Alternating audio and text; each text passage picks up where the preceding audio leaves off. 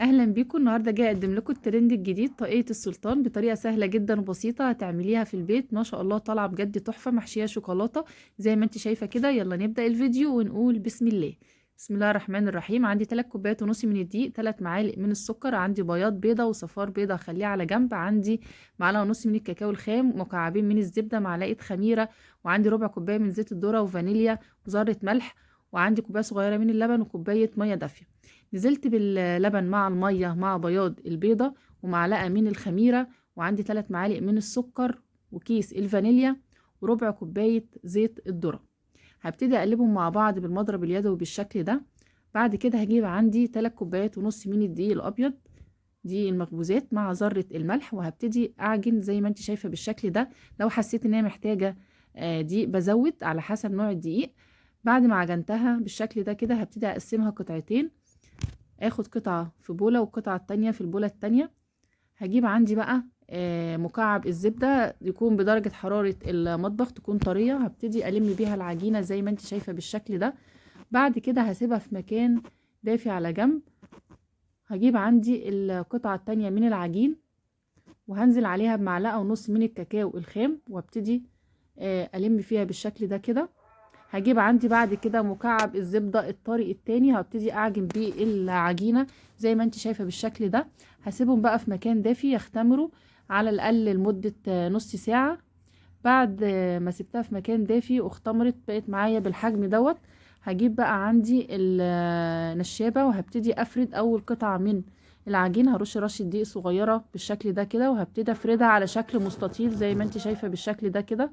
طبعا معاكي قناة مطبخ فوفا، لو اول مرة تشوفيني يلا اشتركي عندي وفعلي الجرس علشان كل جديد يوصلك باذن الله من وصفاتي. فردت القطعة التانية اللي هي بالكاكاو. هجيب بقى قطعتين اثبتهم على بعض زي ما انت شايفة بالشكل ده، طريقتها سهلة جدا. هجيب بقى عندي اي نوع شوكولاتة تكون قابلة للدهان، دي شوكولاتة سبريد، هبتدي اوزعها على قطعة العجين بالشكل ده. وعندي كمان شوكولاتة اللي هي شوكولاتة دارك انا بشراها، هبتدي اوزعها مع الشوكولاتة زي ما انت شايفة بالشكل ده كده. طريقتها سهلة جدا ومش عايزة اقولك النتيجة بتاعتها حلوة قوي. امشي بنفس الخطوات اللي انا قلتلك عليها هتطلع معاكي ناجحة باذن الله. بعد ما وزعت الشوكولاتة عليها ممكن تحطي مكسرات اي حشو انت تحبيه. هجيب بقى عندي السكينة او القطاعة وهبتدي اعمل شرايط رفيعة زي ما انت شايفة بالشكل ده كده. طاقية السلطان ده ترند الايام دي مشهور، هتعمليه ببساطة جدا وبسهولة زي ما انت شايفة بالشكل ده. هبتدي بقى ابرمها والم العجينة بالشكل ده كده.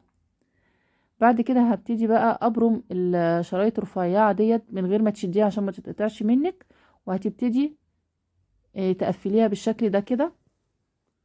طبعا انت مولعه الفرن على درجه حراره 180 درجه، الفرن يكون سخن قبل ما تدخليها فيها. اجيب عندي صينيه فارده فيها ورقه زبده عشان ما تلزقش، والاحرف مبدراها بالدقيق. بعد كده هسيبها بقى تختمر لمده نص ساعه كمان لحد ما ترتفع معايا بالشكل ده. اكون محضره عندي صفار بيضه مع معلقه لبن وكيس فانيليا وربع معلقه من الخل، وهبتدي بقى ادهن الوش بالشكل ده عشان يديني اللون الذهبي وتبقى طريه معايا اثناء التسويه.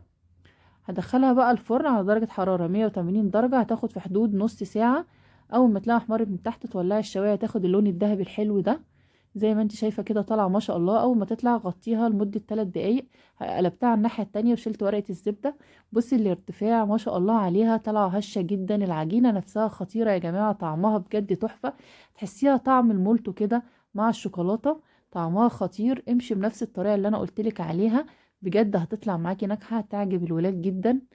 تنفع معاكي للفطار في العشاء مع كوباية شاي بلبن، بجد طعمها خطير ومغذية قوي زي ما انت شايفة بالشكل ده. بصي العجينة طرية ازاي، هشة، تحسيها مورقة من مكعبين الزبدة اللي احنا حاطينهم في الاخر. بجد طعمها تحفة.